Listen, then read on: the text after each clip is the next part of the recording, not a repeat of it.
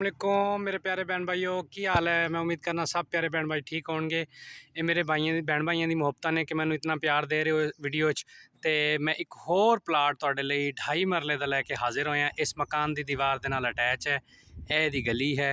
इस साइड ते बिल्कुल ये प्लाट के विच बच्चा इस टाइम मौजूद है। ये मौजा बिल्ली वाला भावलपुर रोड तो 7 किलोमीटर की मुसाफियत ते बिल्ली वाला अड्डा है। बिल्ली वाले अड्डे तो तकरीबन 1.5 किलोमीटर की मुसाफियत ते ये प्लाट मौजूद है। ये सिर्फ और सिर्फ 2.5 लाख रुपए का है। 2.5 मरले प्लाट है, 2.5 लाख रुपए का मिल जाएगा। जिस भैन भाई नूं चाहिदा होवे वो रबता कर सकता है।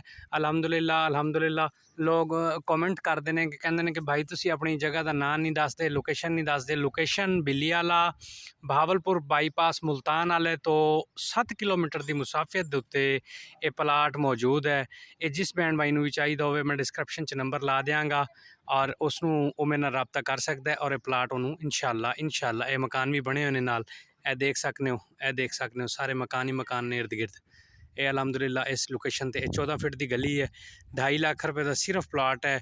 और इस 2.5 लाख रुपए च मेरे समझने तो कुछ भी नहीं आता। बाकी रजिस्ट्री का खर्चा वह होगा, गेन टैक्स साडा होगा। मौके पर कब्जा है, पहले कब्जा करो, अपने नाम कराओ, उस तो बाद पेमेंट दो। ठीक हो गया जी, अल्लाह हाफिज़।